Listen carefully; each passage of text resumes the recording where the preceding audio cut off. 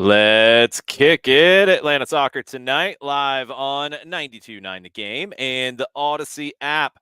I'm Jason Longshore. Welcome to our weekly show. We cover soccer all over Atlanta, all over Georgia, all over the Southeast, all over the United States. Anywhere the game's being played in this hemisphere and this planet, we're going to talk about it. We kind of run the gamut of that today. Preseason's about to start for Atlanta United. Had some signings this week. Had one signing official. Have some more coming, it sounds like. We'll get into all of that. Maybe some outgoing, at least temporarily, as well. Bunch of moves around the league as well. We're going to get into all of this tonight on the show. As always, the 343 will close us out in the final segment. Let's start with the news today. Dax McCarty. He is going to play his 19th Major League Soccer season in Atlanta with the Five Stripes. It's announced today that he signed for the 2024 season, an option for 2025. McCarty's made the third most appearances in MLS history, 466 games in Major League Soccer. Came into the league through the 2006 Super Draft.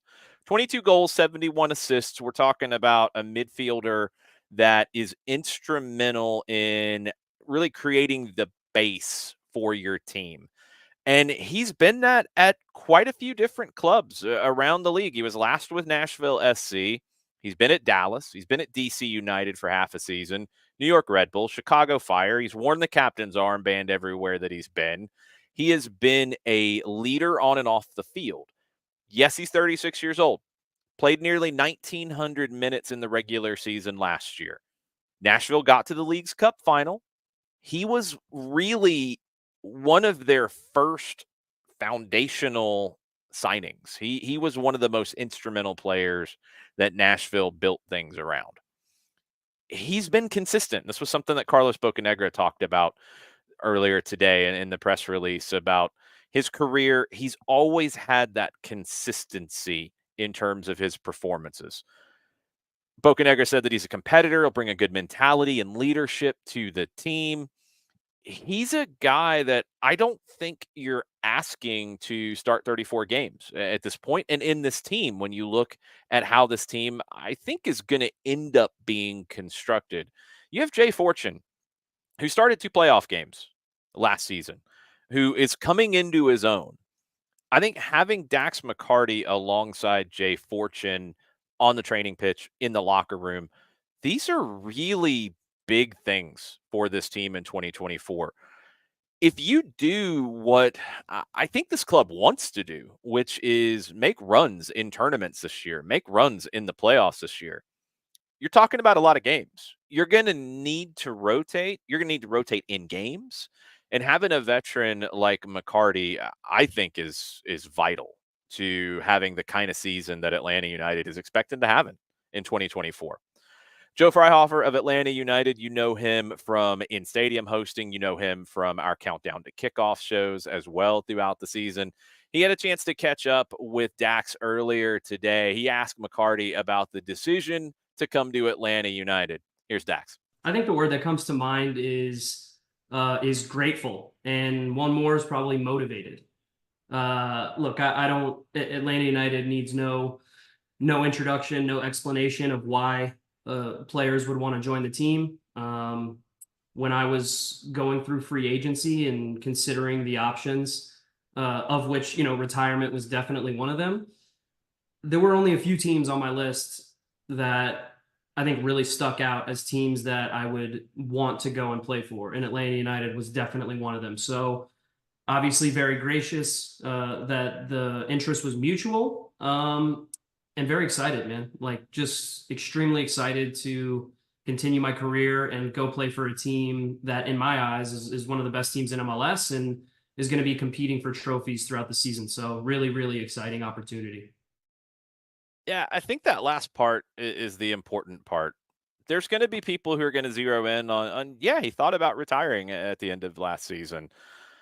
When you're at this stage in your career, you've played 466 regular season games in MLS.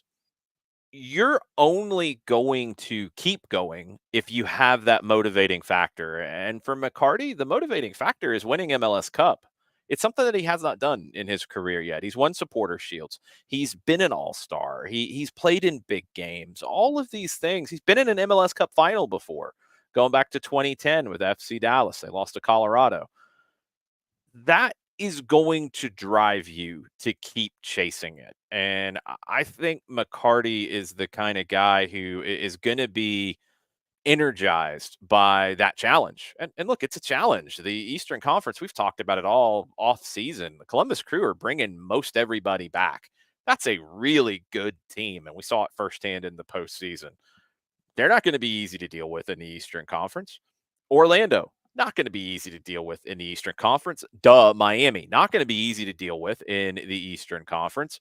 Philadelphia, Nashville, a lot of really good teams. Cincinnati, even if Brandon Vasquez goes to Monterrey, a lot of really good teams in the East. It will be difficult, but McCarty's experience is something that could really help Atlanta United in that chase. Joe Fryhofer asked Dax about the motivation of signing here and chasing that MLS Cup trophy that he has not lifted yet. Just a massive motivation for me. I think I've learned throughout my life and my career now that winning trophies is why you play the game, right? An MLS Cup here in the U.S. is the playoff system. That's what gets you a ring. I'm really proud of my accomplishments and the supporter shields. I think that's definitely a testament to I think who the best team in the league is throughout the whole regular season. But that ring is why we play, and that MLS Cup has eluded me. I've had the chance to win it before, and I had a taste of it, and I want to get back there. And so that was a big factor in my decision. I wanted to be at a club that I felt like absolutely had the capability of competing right away and winning MLS Cup. And there's not many rosters that I look at throughout MLS that I say there's more talent on the team than Atlanta United. I just don't. And so I think, going through and watching them play the last 6 months of the season after they made some really, exciting and good additions, they were one of the best teams in the league. And I think the attacking side of the ball, probably not a better team in the league at scoring goals and creating chances. And then, for me, I looked at, the roster and the composition and the makeup of it. And, speaking with Carlos Bocanegra and speaking with Gonzalo Pineda, there was clear alignment from what we were both looking for in terms of, I think, what I could provide, right? In terms of my leadership, in terms of my experience off the field, trying to help younger players, just trying to be a good teammate. And then on the field, I still feel good, man. I know it's fun to look at players' ages and, look, you don't have to tell me, like, when you sign a 36-year-old, maybe people aren't super excited about it, right? It's not a multi-million-dollar young South American or European player, and I get that. But I definitely think I can provide something unique that maybe Atlanta United lacked a little bit last year. And maybe that can help the team get over the hump in the playoffs and definitely, compete for an MLS Cup again. Because, when I look at the team, I think that's where they should be. So just competing for every trophy that they're competing for. Dax McCarty on Atlanta Soccer tonight. Thanks to Joe Fryhofer with Atlanta United and everybody over at the club for passing that along. I'm excited to see Dax with Atlanta United in 2024. I'm excited to what he can bring to the team. And I think a lot of what he's going to bring is going to be off the field as much as on. And I really think that mentorship and that leadership is something that, look, Atlanta United signed ahead of the 2022 season Osvaldo Alonso. Ozzy announced his retirement this week. A legend of the game. When you start talking about holding midfielders in this league who have had the longevity, who have had the success, who've had the career, you're talking about two really similar ones in Alonso and McCarty.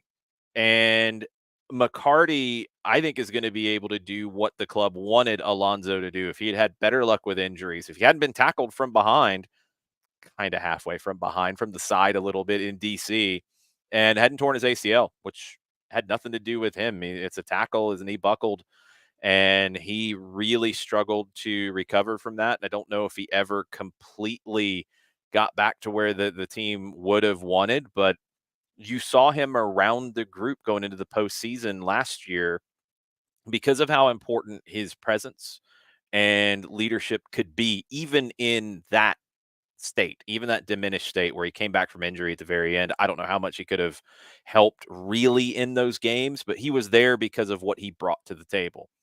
McCarty's in a different position right now. He's been very durable in his career. And you're talking about a player who I think stylistically fits this team to a T. So, like I said at the beginning, I don't think you're asking him to play 34 games, start 34 games. I don't think you're asking him to play more than 2,000 minutes. You're asking him to play important minutes, and you're asking him to play an important role in this team's overall chemistry. And I'm excited to see how that comes together. Can't wait to meet him when the team starts training next week. Now, some other updates on silly season. There are three other players who have been in the silly season window. Let's start with Stian Gregersen, the Norwegian center back.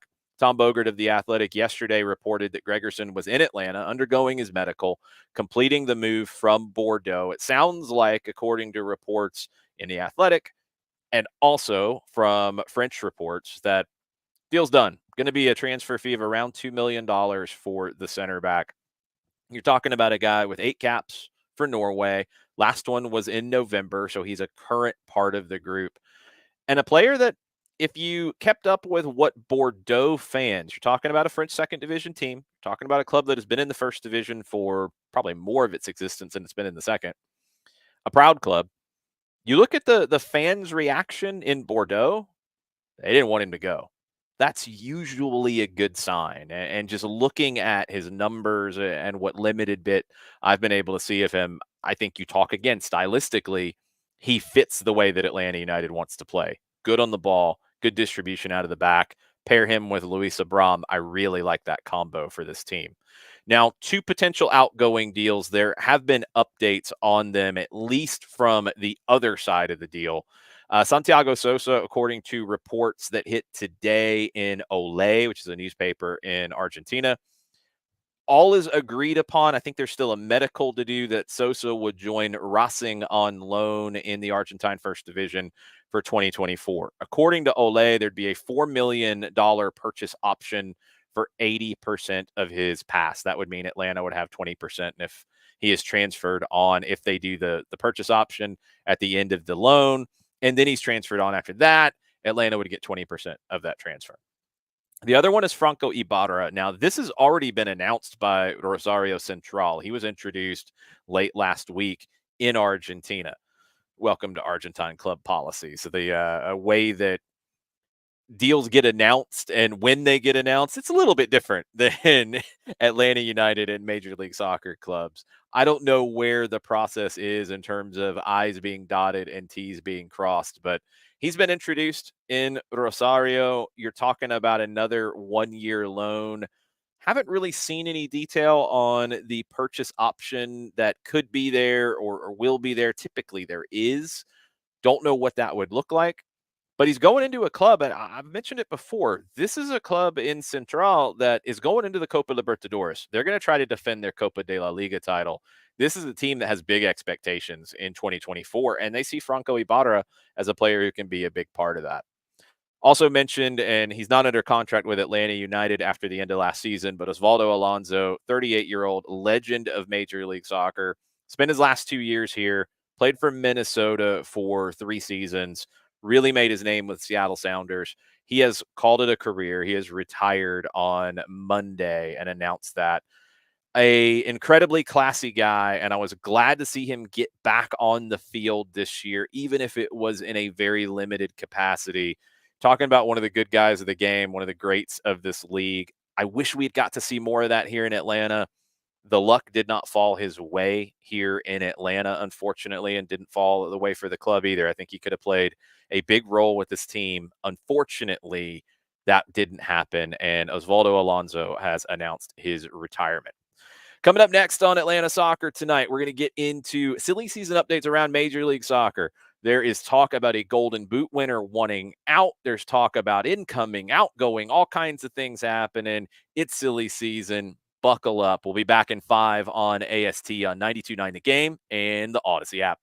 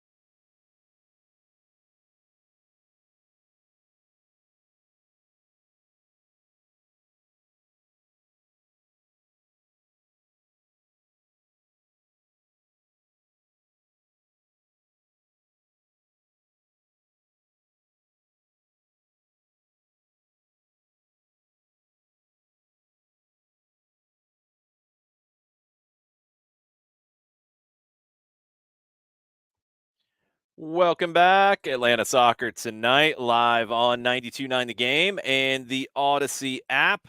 Getting into MLS silly season. I'm going to give you some of my thoughts. I'm Jason Longshore, by the way. I'm going to give you some of my thoughts on some of the rumors, some of the innuendo, some of the updates, and kind of where things stand as teams are starting to come together. Now, you heard from Dax McCarty in the first segment.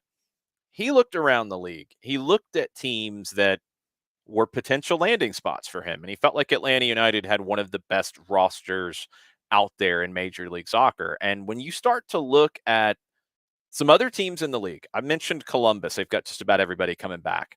Miami has seemingly 57 guys under contract right now and 20 more that are rumored to be coming. They got plenty of guys in their roster. There are a few that are very thin rosters, and there's a few that are very thin in certain position groups. Fascinated to see how that fills out as teams are starting to report this week. I think a lot of teams are reporting over the weekend. If you're in CONCACAF Champions Cup, I believe you can actually get started a couple days early. But over the next week, all the teams in MLS will be hitting the training pitch. I have always felt like that the more you can get locked down going into the opening of training camp, at least ahead of your first preseason game, the better off you'll be in the season. The longer you wait to add the pieces that you need to add, one, you're going to have less to choose from, and two, that chemistry takes longer to come together. So I like where Atlanta United is. If you're an LAFC fan, you can't like hearing reports out of France that Denis Bouanga, the reigning Golden Boot winner, 38 goals across all competitions in 2023, he wants to leave. He told a French outlet while he was back visiting family that he wants to go back to France or he wants to go to a European club. There are talks about a new contract, and that's usually where this stuff starts from. No bids from any other teams yet, according to Tom Bogert of The Athletic. But when you've got a player speaking in another country about wanting to leave on the eve-ish of training camp opening, that's not a good spot. That's not a good situation. Carlos Vela's not under contract either. Um, I have some serious questions about LAFC in 2024. It's very early. Things could change by the time we get to opening day. I have questions. I have a few questions about San Jose as well because Cade Cowell might be leaving the Earthquakes. Chivas is reportedly finalizing the deal to bring him in. Now, this is an interesting one because Chivas de Guadalajara, they only have domestic players on their roster. Cowell received his Mexican passport earlier this month. So Chivas has had some, I'm going to put in air quotes, some dual nationals over the years, but I believe once players do not have the door still open to play for the Mexican national team, Chivas does not keep those players. I know that's how it's been. In one of the articles at ESPN about this, they mentioned former striker Santiago Ormeño, who played for Peru at the international level in 2022 while he was under contract for Chivas. Now, I'm not sure how much longer he played for Chivas. Cade Cowell has represented the U.S. at youth national team level and at the senior national team level against Mexico in a friendly last April. He's not tied to the U.S. because he has not played in an official match in a Gold Cup or in a World Cup qualifier or a Nations League game. I don't believe. So I think the door is still open for him to play for Mexico. And that's what allows him to potentially go to Chivas. $4 million plus add-ons plus a sell-on percentage. It sounds like it's about to get done. There was talk about Brandon Vasquez a while back going to Chivas, but then again, once he was committed to the U.S. and could not play for Mexico, I think that changed. Now, Chivas is also trying to get Chicharito. He's out of contract with LA Galaxy, not going back to the Galaxy. Looks like he's going to go. Looks like Cowell's going to go. Chivas has just hired Fernando Gago, the Argentine legend, Real Madrid midfielder, former Boca midfielder. He's there now. Chivas is going to be a team to watch. The Mexican season, by the way, starts this weekend. So they're going to want to get Cade Cowell in like yesterday because Chivas' first game, January 13th. Colorado Rapids, they have been very, very busy, and I like what they're doing under Chris Armas, the new manager. They have signed Cole Bassett to a new long-term contract. They have added Zach Steffen, U.S. national team level goalkeeper. They have added Georgi Mihailovic, a club record move to bring him back from AZ in the Dutch Eredivisie. There's talk like just a little bit ago from Matt Pollard of Last Word on Soccer that the Rapids have acquired Jasper Loffelson from Real Salt Lake. Midfielder, central mid, defensive mid. He can also play as a fullback, played in college at Pittsburgh. He's been a really good fit for RSL. I think his style fits what Colorado will potentially do under Armas. I want to see if Armas has them playing total Red Bull style pressing. I know there's variations of pressing teams, but Armas coming from Red Bulls, we're going to go with that as the template for now. Can you do that at altitude? If you can, that's going to be really difficult to go in there and get results. I think he's building a team that can play in that way. We'll see if it can work. I like the additions. I think Steffen will be a very good goalkeeper in this league. Mihailovic, Bassett, potentially adding Lawfulson, good depth. It's an interesting team. I like the moves that they're making. This is a team that usually will go and find the cast-offs from other clubs and bring them in. Maybe a little bit of that in this situation as well, but I think these actually make sense. And I think they fit for what Chris Armas wants to do. Be very curious to see how it plays out. St. Louis City, they've added fullbacks in this offseason. They made a deal yesterday to bring in Nicholas Dyer from Midtjylland in the Danish Superliga. 22 years old. He's represented Denmark at the youth national team level. Long-term deal for him. Previously, they had added Thomas Totland from Sweden, from Haken, which is one of the bigger clubs in the Swedish league. So St. Louis City kind of playing to type a little bit, bringing in guys that are going to fit their way of playing and guys that make sense. You look at the fullback depth for St. Louis City. They needed to add it. They've went and done that. I do have some questions about Miami's deal that they announced today. Julian Gressel has signed with Inter Miami. Lots of headlines about this one. Two-time MLS Cup winner. Yes, Atlanta United 2018. And yes, Columbus Crew, even though he lost his spot in the postseason. Didn't play much in the postseason after game 2 here in Atlanta, where Atlanta United beat Columbus. I don't know how this all fits for Miami at this stage, because you look at the roster for Inter Miami and you look at the depth chart and you look at the ages of some players and you look at maybe I'm trying to think of the best way to put this. I don't want to say lack of defensive abilities, but maybe the lack of commitment to defending. There's a lot of attacking players in this team and players in defensive positions that want to attack. Where's Julian Gressel going to fit? Are they going to play 3-4-3 or 3-5-2? Are they going to play 3 center backs? Well, who are they right now? Because you don't have a lot of depth. Ian Frey coming back from a knee injury. Can't imagine he's going to be ready to go early on. Ryan Saylor is your only depth piece right now. Tomas Aviles, Sergei Kriptsov, and Christopher McVeigh are your guys that are starting level. Remember, they traded Kamal Miller. Okay, so you have no depth there. Do you move DeAndre Yedlin inside and play him as a right center back in a 3? Maybe. That might work. Jordi Alba on the left and Julian Gressel on the right. Okay. If I look at that and I see Yedlin and Gressel on that right side, I'm going to attack that side. Because 1, Yedlin hasn't played in the center as far as I know ever in his career. 2, Gressel defending is a liability at times. I think that's going to open the door for a lot of attacking down that side. Sergio Busquets, Gregory, Jean Mota, Diego Gomez, that's your central midfielders on the defensive side. We know Busquets' age. They were able to make it work. Father Time's undefeated. Can it work again? The attack's great. I do wonder how many games Luis Suarez is going to be able to play. I wonder how they balance Messi, Suarez, and Leo Campana. Can they all play together? Robert Taylor as well. Does it all work, or do you have guys maybe get a little disgruntled? I'm curious. So it's a signing. I get it. He's a big name free agent, and yes, his service of crosses is outstanding. Very good passer, obviously. But this is a team that needs some steel defensively, and that's not what you're going to get out of Julian Gressel. So how it works for Inter Miami, I'm a little perplexed. I'm not going to lie. Atlanta soccer tonight. We're getting into the MLS silly season, wrapping up segment number 2. Toronto with a move. They bring Davy Flores back. They finally got a defensive midfielder because Michael Bradley no longer there. Flores played for Vancouver in the past. Honduran had previously been in Hungary in the first division. Decent addition. Toronto's got a lot of work to do. Dallas, not as much work to do. Omar Gonzalez is linked with a move to Dallas. Gonzalez was with New England last.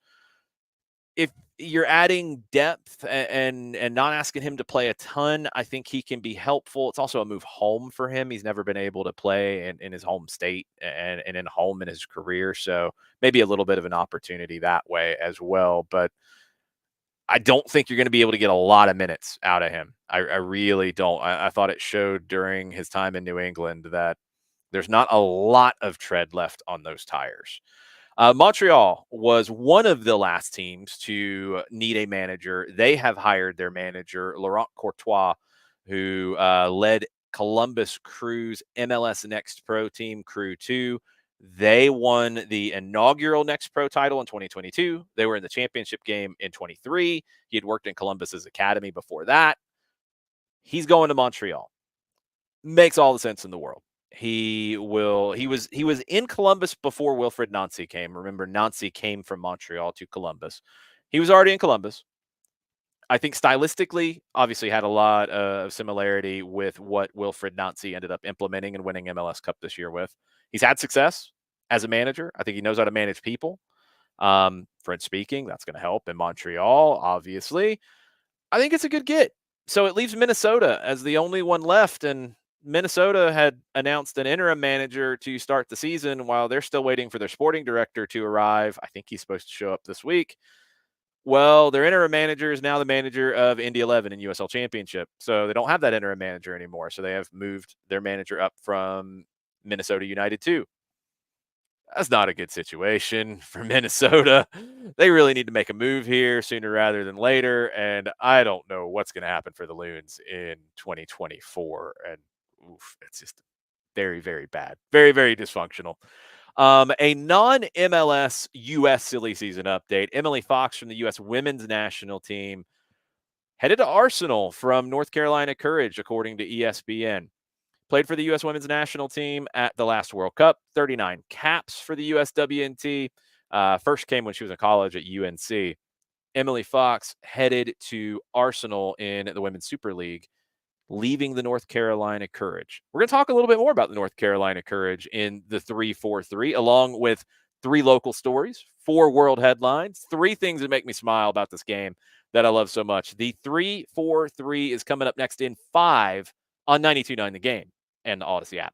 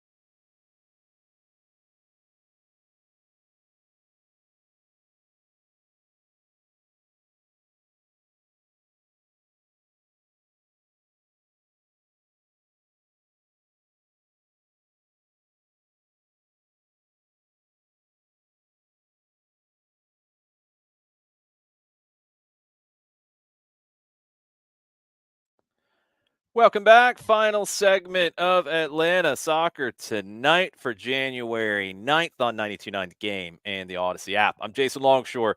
Y'all know by now how this show ends. It is the 3-4-3, three local stories, four headlines, three things that make me smile about the game that I love so much. And we'll go 3.5 local stories. I hear that Abe Gordon got a win tonight over at Silverbacks Park in his league, a 5-2 win. Good job, Abe. Getting on the winning side. I like to hear that. Here's your local stories. Number one, U.S. Women's Youth National Team U20. Two players from the Atlanta area have been named to the 24-player roster for the first training camp of 2024. Now, this team's already qualified for the U20 World Cup. That's going to be held in Colombia in September. Jordan Dudley, we've talked about Dudley a lot on AST. She had an unbelievable freshman year at Florida State. ACC Freshman of the Year, 14 goals, 9 assists, had a goal, had an assist, leading Florida State to a national title as a freshman. Riley Jackson of Roswell, already in the NWSL with the North Carolina Courage. Riley Jackson has also been named to the roster. Number two on the local side, there are two upcoming U.S. Soccer National D license coaching courses taking place first weekend of February. One's in Gainesville, one is in Savannah. If you're interested in this process, you might not be able to jump straight into the D. You might start with the grassroots side of things. Go to learning.ussoccer.com to get more information on the process. Even if you're not planning on coaching, if you don't have kids who are playing and you want to learn a little bit more, taking advantage of these coaching education opportunities, it will help you understand the game to a different degree. I love studying coaching education. I love reading about these courses. I love reading how coaches operate and how they think. It makes me understand the game a lot better. I have had experience coaching. It does change your mindset a little bit. And I think you understand why substitutions happen the way they do. I think you understand man management a little bit differently. You understand how it's not quite as easy as you might think to just change tactics. Lots of stuff go into it. If you are interested, go to learning.ussoccer.com to get information on the coaching pathway. Number three on the local side, there are three national team call-ups for Atlanta United in this month of January. Caleb Wiley with the senior U.S. men's national team. They're in training camp, all MLS roster. They're going to play friendly against Slovenia. Two national team call-ups at the U23 level.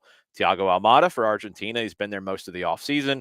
Edwin Mosquera for Colombia. Again, he's been in camp most of the offseason with Colombia. Why?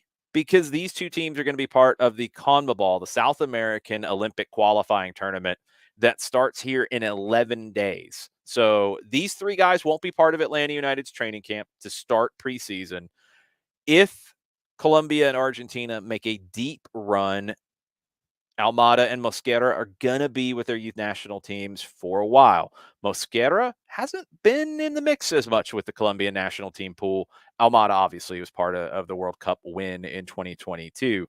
So these are big opportunities. Almada is captaining Argentina right now. Mosquera, after a really good second half of the year with Atlanta United, starting to make some waves in the Colombian national team pool. All right, four headlines from around the world, and we have to start, unfortunately, with a somber one. Franz Beckenbauer, World Cup winner as a player and as a coach, one of only three people to do that in their career. He has passed away at the age of 78. Beckenbauer was born in Munich. He was a star for Bayern Munich. He is known as Der Kaiser. Pelé said he was one of the best that he ever saw play. 2 Ballon d'Or awards in the 70s.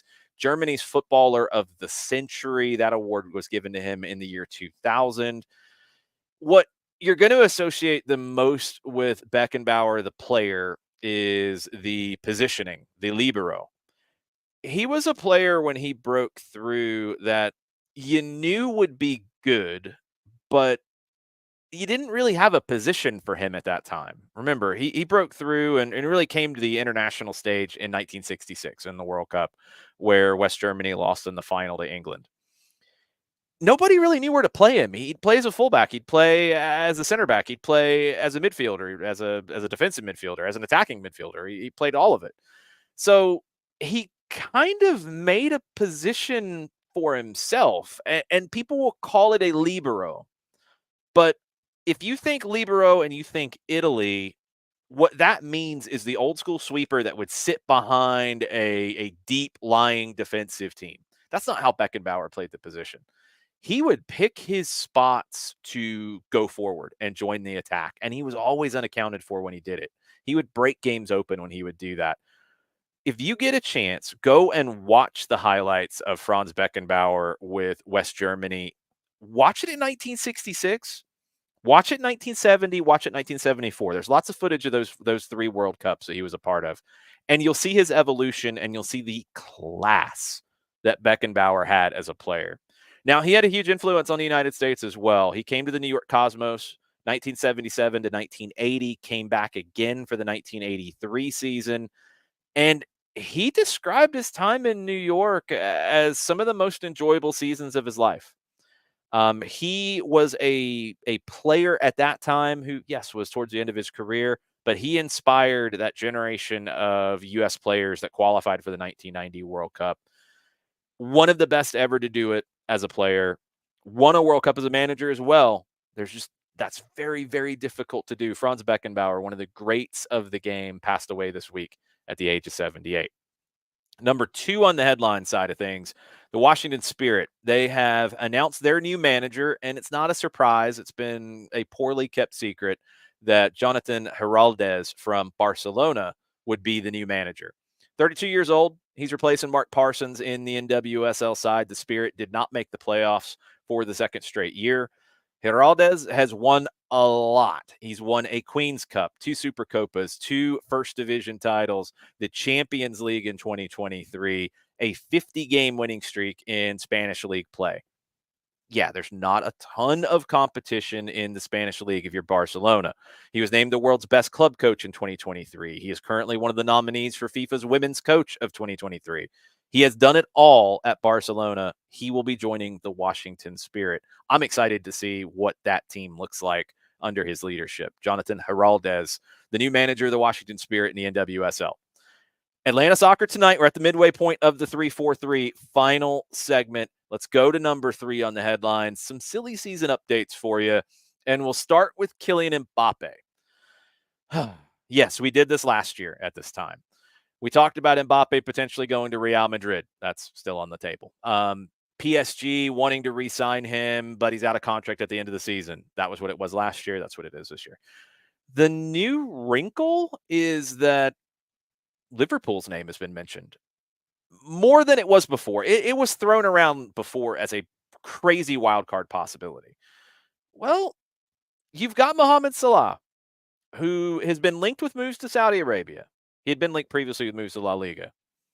Now, maybe more, I don't want to say likely, maybe more possible that Salah leaves Liverpool, which would open up a door for Mbappe. But does the timing work for those things? Manchester United, now they could afford to pay him. Can they actually get him to come? Would he go there? Does he want to be the guy who resurrects Old Trafford and Manchester United? That'd be a pretty cool thing to have on your resume, wouldn't it? Can he fix it? That I'm not so sure on because Manchester United has been so dysfunctional over the years. Keep an eye on Mbappe.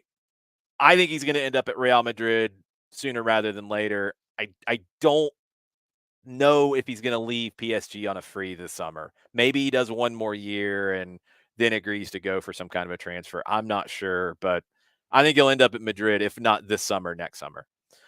Another silly season update, Timo Werner from RB Leipzig, previously at Chelsea, didn't go well for him there. He is going to Tottenham on loan until the end of the season, option to buy. So he's going to replace Son while Son is away with the Asian Cup, South Korea. That tournament starts this weekend. Werner didn't do well at Chelsea. He did really well before. I think he fits this system a little bit better at Tottenham. I'd like to see how he looks under Ange Postecoglou. I'm intrigued. I think he'll have more success. Speaking of Chelsea, according to Mauricio Pochettino, they're not going to have to sell players to be able to go spend and buy players. Now, they've spent insane, stupid amounts of money over the years, even more since Todd Bowley took over. They need help. Can they go and just buy people? Financial fair play doesn't matter anymore. I don't know. They lost today in the first leg of the Carabao Cup to Middlesbrough. That was on the road. They got the second leg coming up in 2 weeks. They're currently in 10th place in the Premier League. Right now, no European soccer in 2024 and 5 for Chelsea. That's a lot of money they would be losing out on. I'm not buying the financial fair play thing that they're okay. I'm just not buying it. I think they are going to have to move some people out before they can add people. I don't know how they're going to do that. They've got a lot of work to do. I think Pochettino's a great manager, but man, it has not clicked for them yet. Number 4 on the headlines, MLS Next Pro, a new club into the league today, Connecticut United FC. Now, this is an interesting one to me because it's another independent team in the league. They're based in Bridgeport, 5th independent team to be added. They will join in 2025 along with Cleveland and Jacksonville Armada, Carolina Core, and Chattanooga FC coming in this year. They have been established by a group, Connecticut Sports Group, founding partner Andre Swanston, who was linked with buying into Real Salt Lake a few years ago. Now, Andre and his wife, Michelle, they're active investors in minority and women-owned businesses. They are involved in the community in Bridgeport. I've heard some really great things about what they have planned for this club and for the community aspects of it.